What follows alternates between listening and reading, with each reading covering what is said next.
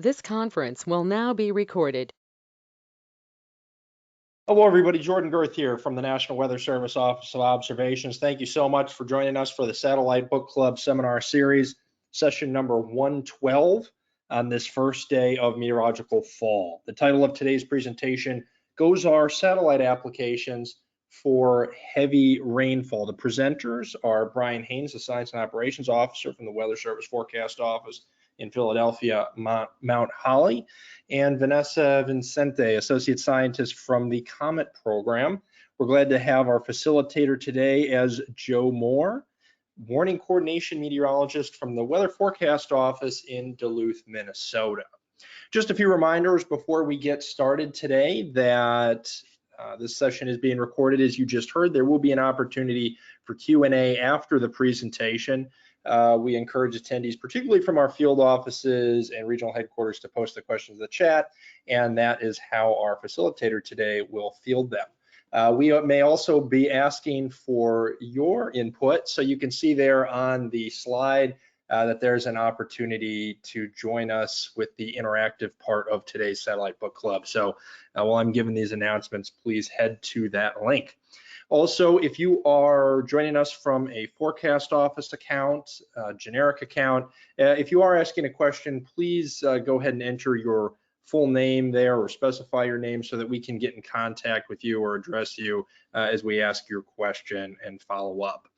We're always looking for future presenters. Please contact our TELRES team if you're interested in being part of our Satellite Book Club seminar series. We're glad to see nearly 100 people on the line today, so we're glad that this topic resonates with you.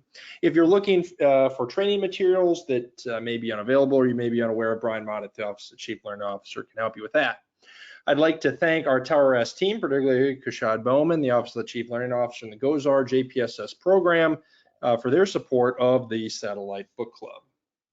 Without further ado, I'd like to introduce Brian and Vanessa, starting with Brian first.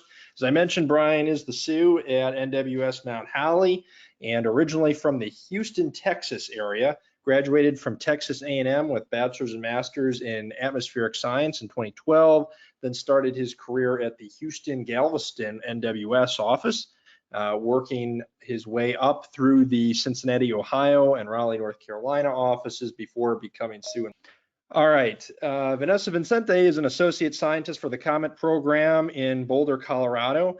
In COMET, she works with instructional designers, graphic artists, and web developers, as well as subject matter experts around the world to create e-learning training materials for this geoscience community. Originally from Chicago, Illinois, Vanessa loves deep dish pizza and is grateful that the Chicago Cubs won the World Series in her lifetime. She was fortunate to experience a variety of weather phenomena that sparked her interest in pursuing a career in meteorology and communicating the science in weather in ways that are accessible to diverse communities. She received her bachelor's from Valparaiso University and master's in atmospheric science from Colorado State University. So without further ado, I'd like to turn it over to Brian and Vanessa for today's Satellite Book Club presentation. Welcome. Thanks so much. Hi, everyone, and welcome to today's Satellite Book Club presentation. We are excited to have you here. Again, my name is Vanessa, and I'm a training developer for the COMET program in Boulder. I'm here with Brian, the Science and Operations Officer for the Philly Mount Holly Forecast Office. The title of our talk today is You Can Be My Wingman Anytime. GOES-R satellite data applications for heavy rainfall. If you had a gut feeling that we were referencing a line from Top Gun, your gut was onto something there. Both Brian and I worked together on developing a training lesson that showed how GOES-R satellite data are a wingman to forecasters. In this case, by helping them understand the factors that were conducive for a heavy rainfall and flash flood event that impacted the Philadelphia area, as you see in the pictures on the screen there. We're excited to not only show you some of the exercises that we developed in the training, but we also want to engage you in the learning itself. So if you can, please join us at the URL you see on the screen there, polev.com/DaveRiddell070. Feel free to join us on your smartphone device, or you can open up a new tab in your internet browser and join us from there. So we give some time for everyone to join in on the poll everywhere. I'll hand things over back to Brian here to get us started with talking about this particular weather event. Thanks so much, Vanessa. Yeah, this was a great collaboration with everyone at COMET. There was a lot of people making great graphics. It was great working with everybody at COMET. And if you haven't had a chance, you have a significant, impactful weather event across your CWA, highly recommend reaching out to the folks at COMET. I think we ended up with something pretty darn good, Vanessa, if I do say so myself. The COMET module was really good in the presentation today. I think it's going to be a little bit different than everyone's used to, but I think different's okay, right? We're going to push everyone a little outside the comfort box. That's okay. We're going to do it in a way where I think everyone's going to have a good time, and we're going to have a good time talking about the science, in particular how GOES-R helped us on this day back on July 12th. So this again was a flash flooding event back on the 12th of July. This was in Bensalem, Bristol. If you take a look at my screen here, you'll see the you'll see the two pictures of two of the many pictures we received from the Bensalem, Bristol, Pennsylvania area. You know, we don't usually get a lot of this much rain here. If you're from the Gulf Coast, it might not be as impressive totals as if you're from New England, the northern states. But this was definitely an event that impacted many people. And talking to the emergency management community, a lot of people still have houses that are not habitable. And unfortunately, if you remember last year, 2021, very active year for the Mid-Atlantic area. So on the right, that's actually Route 13 in Bristol going underwater, the picture on the right. And what we're going to do is we're going to, like I said, a little bit different. So we're going to actually put everyone in the forecaster chair here.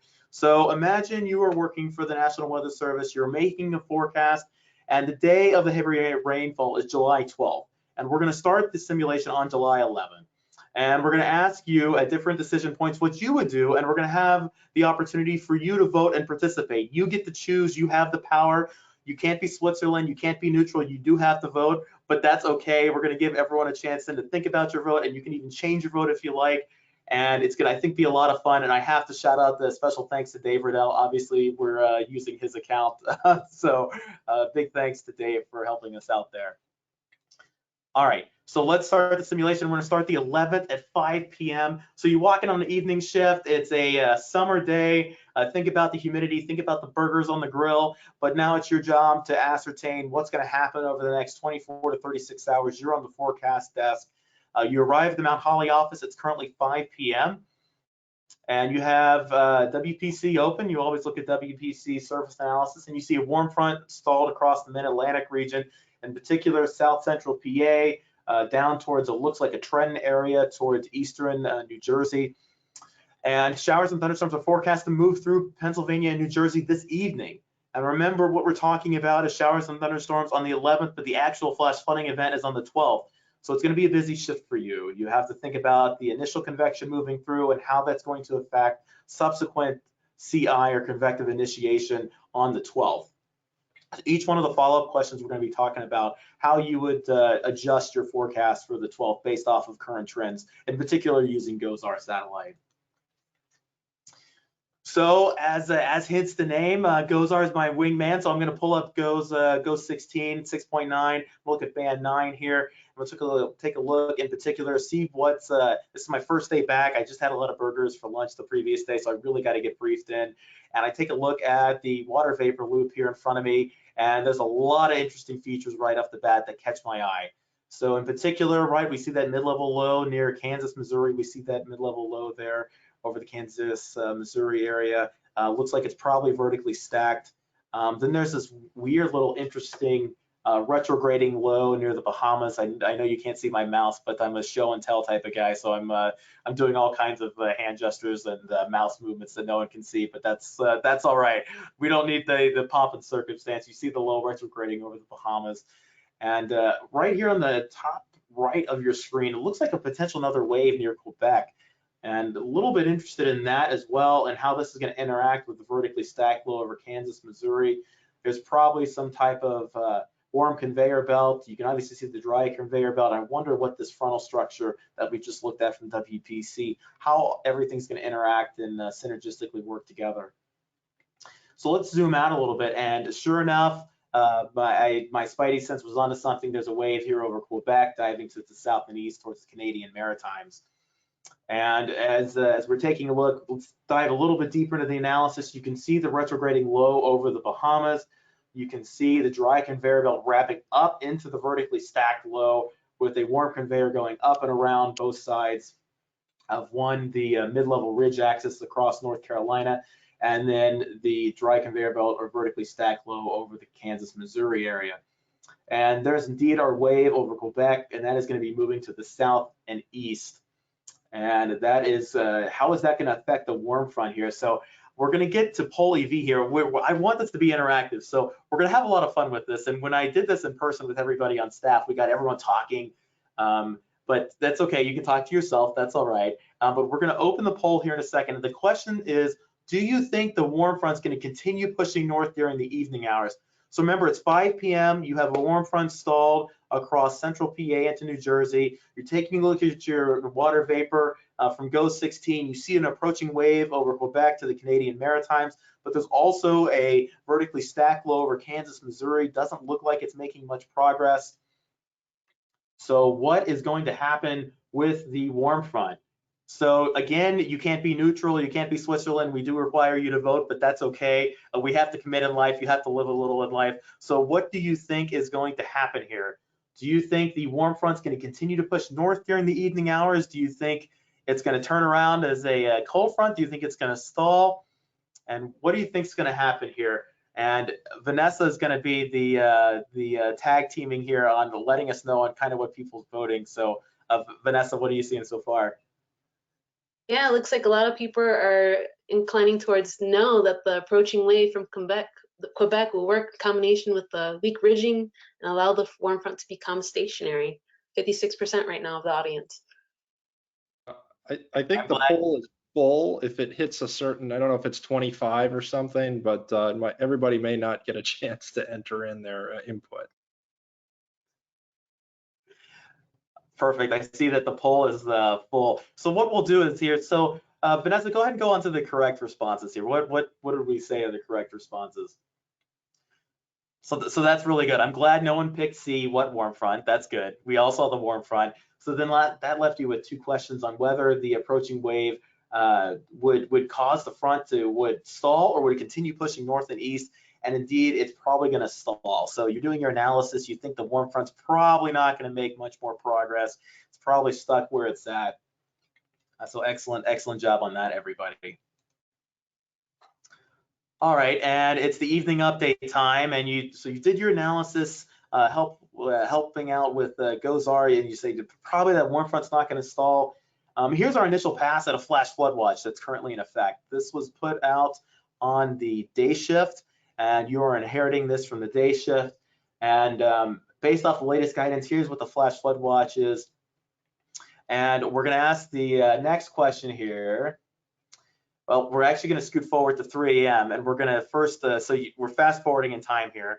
So that was your initial watch, and the convection overnight. Remember, we're all forecasting that convection overnight as well as the convection on the 12th. So we have to really think on our feet here. There's multiple rounds of convection. We have to think non-linearly. How is the convection overnight going to affect the convection on the 12th?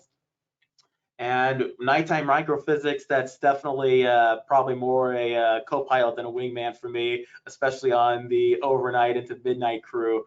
And the convection scooted north of the area. So maybe that's a good sign, maybe not. It went across mostly northern New Jersey into New York. But weirdly enough, you have microphysics up and you see some type of cloud feature scooting across central, southern Pennsylvania into central New Jersey, looks just southwest of Trenton. And you remember the wonderful training put on by the COMET team, and you think to yourself, that's probably some low clouds or stratus. That's a little concerning. And I wonder if a cold pool shot off from that convection that was over upstate New Jersey and kind of reinforced that warm front. And maybe we're a little bit further south here. And you can tell in particular GOES 16 here, nighttime microphysics, showing that boundary now. The warm front's actually been shunted south between Trenton and Philadelphia. So starting to get a little bit more concerned here that the warm front's not as far north as we thought. There was a reinforcement of the cold pool from the northern convection that has now shown up even on the microphysics RGB as a stratus stack overnight. So not only are my TAFs starting to change colors, but now I have to have a concern about what's going to happen with the convection tomorrow. And we're, man, you are just never not working, to to quote a famous football player. You're always working. You are now on shift, and it is 10 a.m. You are just going 24/7, 365. The government thanks you for your dedication to service. And you pull up the visible satellite image, and you're trying to get a handle on where is that boundary now. It is at 10 a.m. and I'm going to have to make a decision here pretty soon on this watch. We're at 10 a.m. CI, convective initiation, is likely to occur here sooner rather than later, and I really need to narrow down where to the sub-county level this is going to happen. We have Trenton, Philadelphia, Wilmington, the whole I-95 corridor in the crosshairs in between wherever this boundary is stalled. You take a zoom in on the satellite image here, and there indeed appears to be some unique cloud structures and cloud features in place. And the next question is, what are we seeing here in this image? And we're going to transition over to a broader scale image. And remember the image I just showed you of that unique cloud structure. And we're now at 15Z. We've gone forward a little bit in time, and we've got to analyze, we've got to make our decision about the flash flood watch. What are we going to do? What are the clouds called in the yellow? What are the clouds called in the red? And how does that affect your decision with the flash flood watch? So the first thing I ask everyone to answer is, what are these different cloud features called in yellow and red? And then think about how that's going to affect your flash flood watch decision, which time is of the essence here. We're going to have to pull the trigger or hold tight where we are here.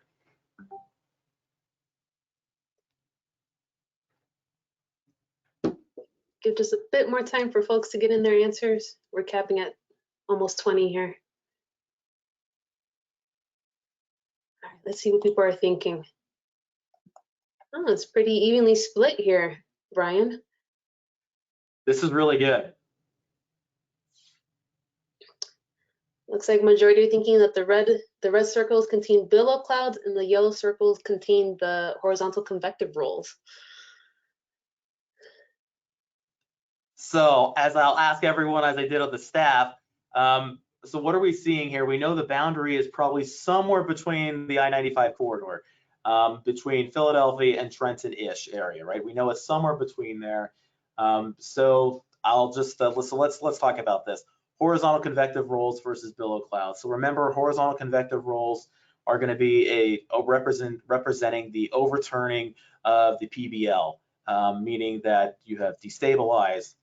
Billow clouds, that's where you still have that stable layer. So when you're looking at billow clouds, that's going to be where you're probably most likely going to be north of the front. And so the hard question that we had to answer on this day is, you know, the convective outflow shot the cold pool to the south. So think about you're making pancakes. If you know me, it always comes back to food. You're making pancakes on the griddle. You've put the pancake batter down. That's your cold pool, that high density air, that really thick viscous batter makes great pancakes. But now the sun's out cooking your batter off the griddle. How far north is that front going to make it? And this is really key. So I give everyone the option here, after you try to convince your neighbor of why your answer is right, if you'd like to change your answer, feel free. So if you'd like to change your answer, feel free to do so at this time. And we'll give everyone another about 5-10 seconds before we move on.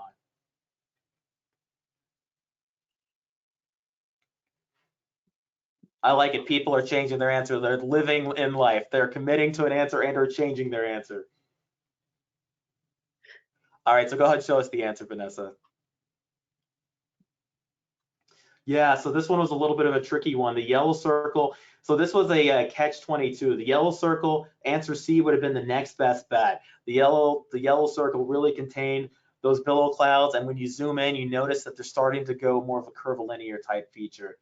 And the red circle, the key thing is that's where your horizontal convective rolls are, indicating that freely overturned atmosphere with the PBL being well mixed. You have the potential for, there's no capping, no stable layer in place. You have free overturning. So somewhere between the red and yellow, this is our problem area.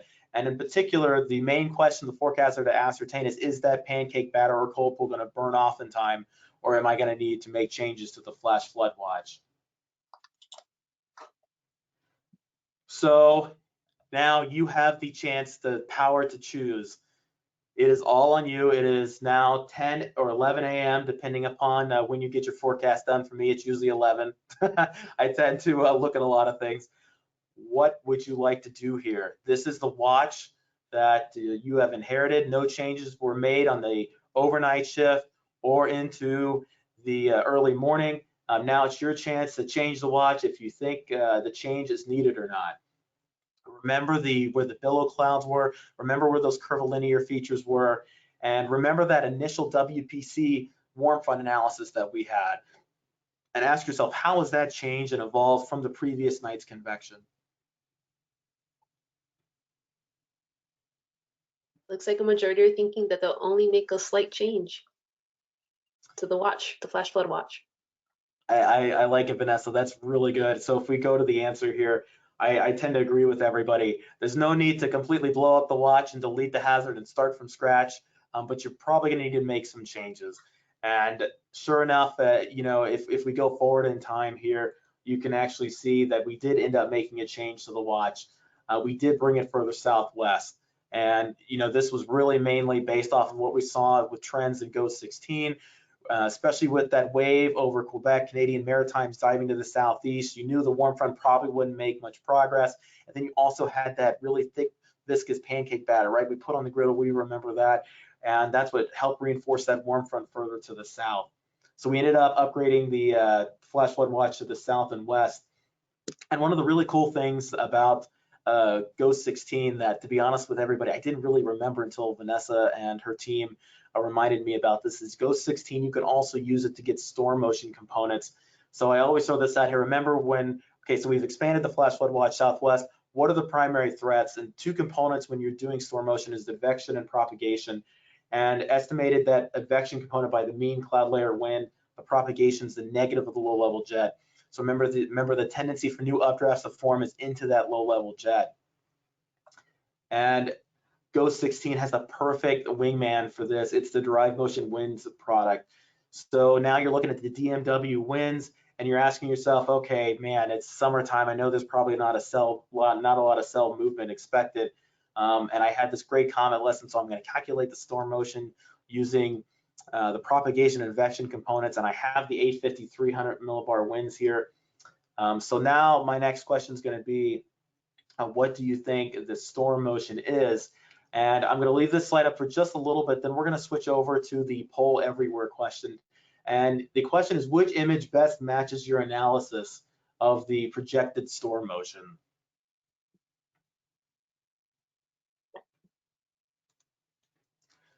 All right, so let's get to the question here. And based off of your analysis of the propagation and advection components, what is the best storm motion that you think estimated from the GOES 16 DMW winds that you'd expect from cells developing this day? Give just a few more seconds for folks to get their choices in. We're looking at option C, Brian, over 60%. Wow, Vanessa, that's really good to hear. So if we go to our answer choices here on what we said was the correct answer, we agree with the majority of people as well. It looks like option C doesn't look like cells are going to be moving that much. So a little bit concerning here, especially considering that this is right between Trenton and Philadelphia.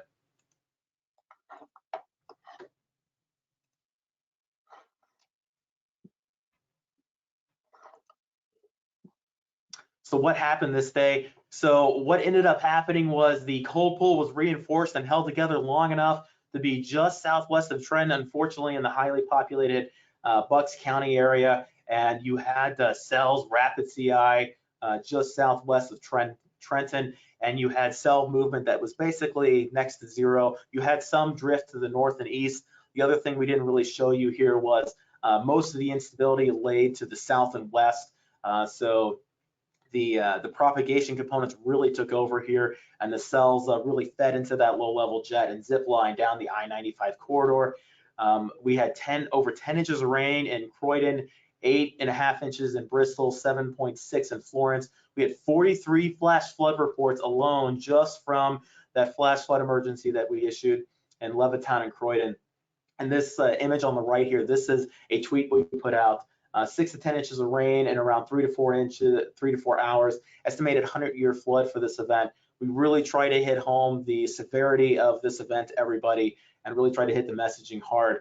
And one of the things I thought was really powerful with this event was we really had that targeted threat assessment down to the sub-county level using GOES-16 satellite products to help us really hone in our messaging and really try to serve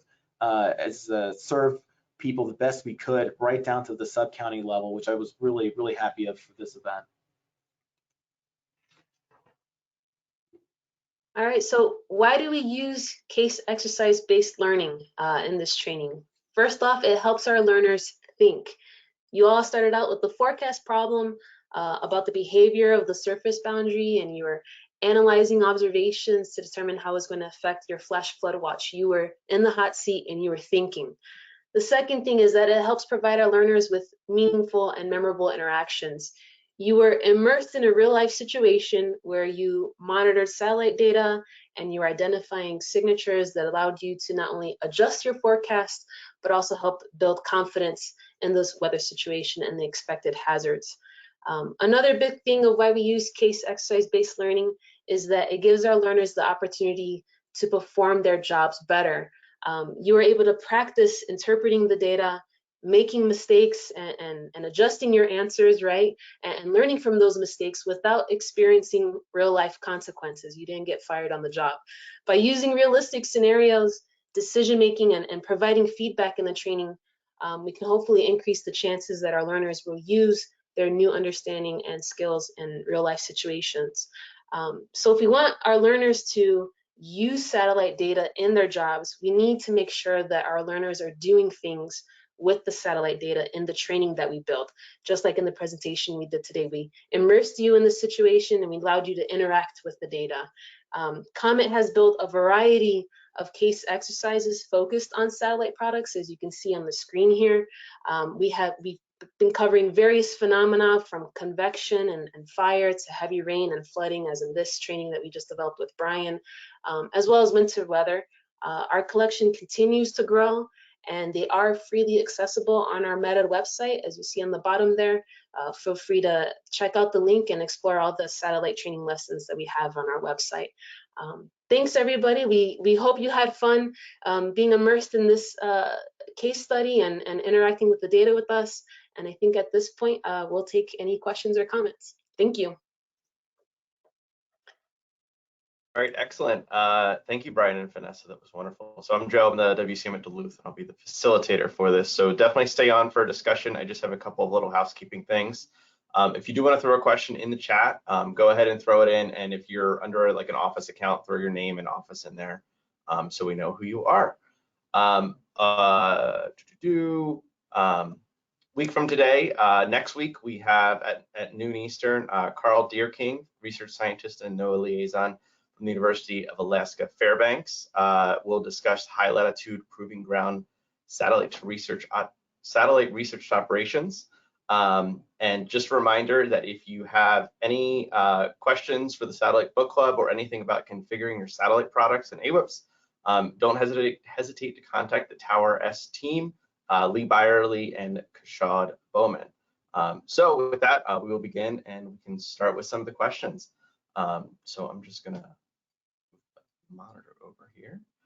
So we have that first question there from Steve Goodman, and either one of you want to take this. How did the radar and hydrographs inform your real-time decision-making beyond the environmental setup that you could discern from GOES-16? Yeah, that's a great question, Bill. I think for us, it was really a combination of everything working together. So for example, with the radar setup, that outflow from the previous night's convection, that worked very well in tandem with GOES-16. So what that ended up doing for us was you could see the outflow shooting south and actually stalling just south of Trenton. So beyond just the environmental setup of the wave over Quebec, right? That's always good to know. I love getting the overall environmental setup first, but then how the environment was evolving down to every hour, sub-hourly scale. That's where GOES-16 and radar, satellite, everything works together, and you could see the outflow pretty clearly on both GOES-16 and radar. So whenever you have both of these things telling you and showing you this, I think that it's a confidence builder that, okay, man, that warm front really is not lifting further north. In fact, it's probably nudged a bit further southwest now.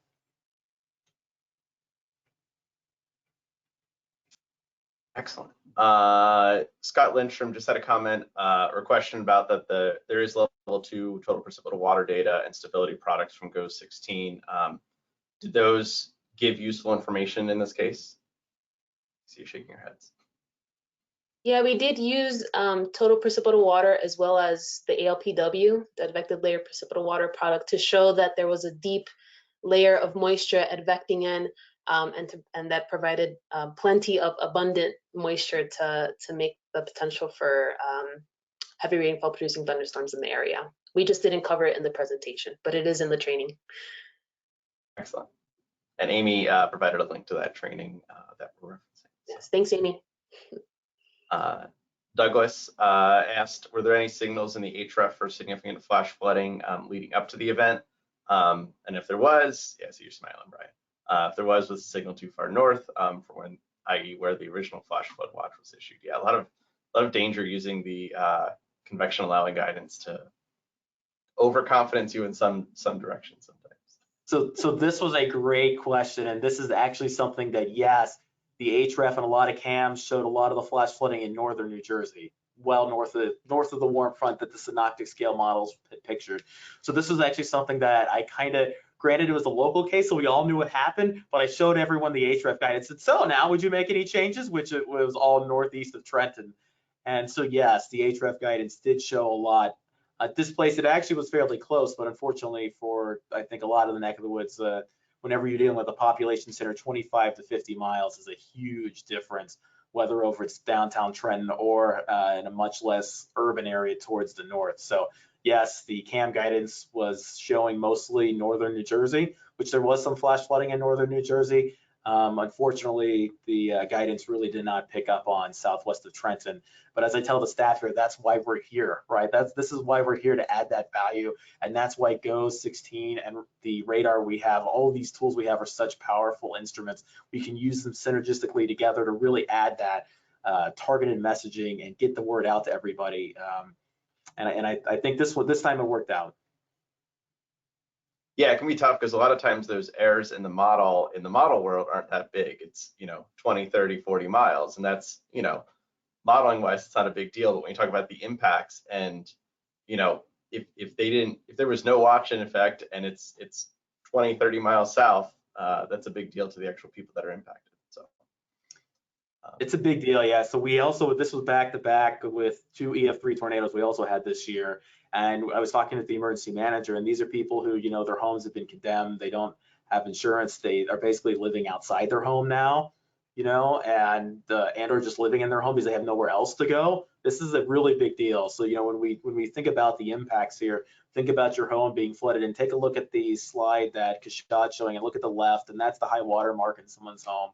So, this is, in my mind, this is exactly why we're here, to really try to help give people heads up for events like this. I'll ask a question. So with regards to like the warning and messaging, like looking at it after the fact, do you think that you did the upgrade to considerable and flash flood warning for some of those warnings? Do you think that you did it in time, or should you have done it even earlier? And how would you have done things, like what would have kind of in the future kind of giving you a little bit more confidence to make that upgrade? Because I think a lot of times a lot of weather service offices, we do struggle sometimes to make that upgrade, and we make that upgrade at the time that we're seeing pictures on the right, and we're saying, oh, okay, I guess I'll upgrade it to considerable. But by that point, the flooding's already happening, and yes, you got lead time on it, but the people didn't get it on their phones because that WIA didn't go out until you get to considerable or catastrophic. So. Yeah, Joe, that's honestly the biggest question we had from this. So the other part of this overarching project, just in general, was actually interviewing the emergency manager. His name's Kevin DiPolito. He's in Berks County, been around the block quite some time. He knows his stuff.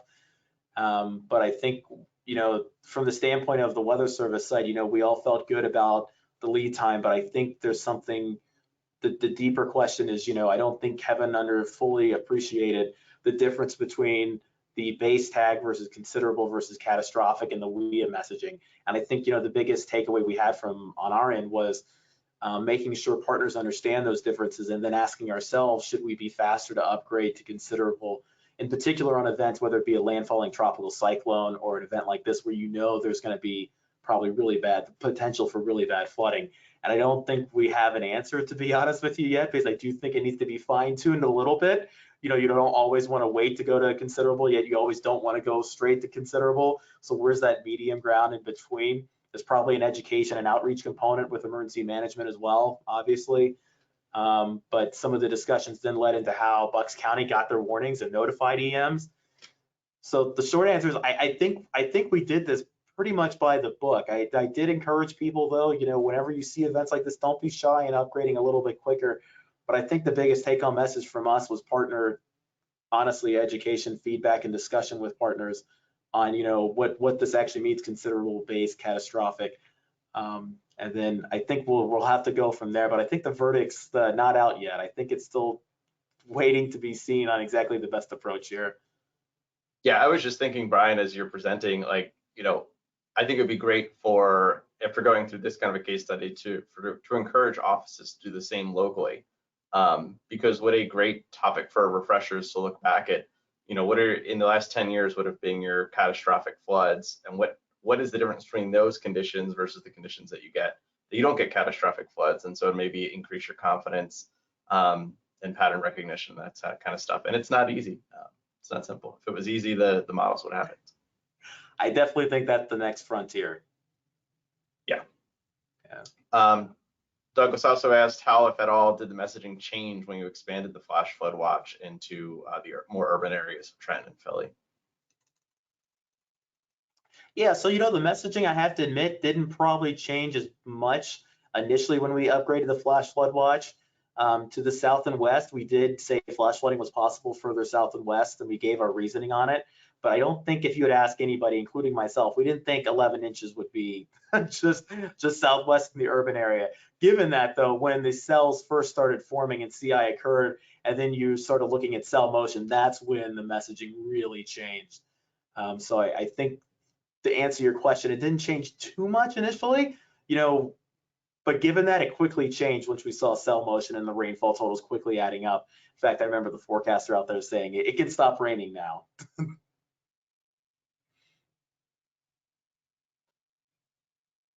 All right, any other questions? You can take them right in chat. We'll read them out for you.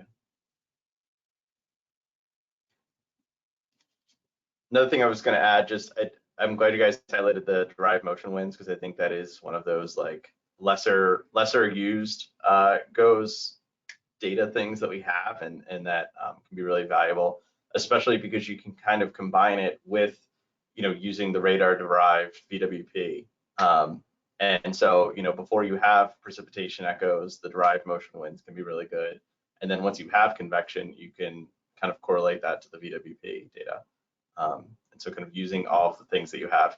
You also are extremely lucky because you have a massive urban area, and you have Trenton and Philly and all the New York airports. So you also have, you're just drowning in ACARS data over there too. So. Yes, we are. Meanwhile, I get like 4 commercial flights a day, but a little different.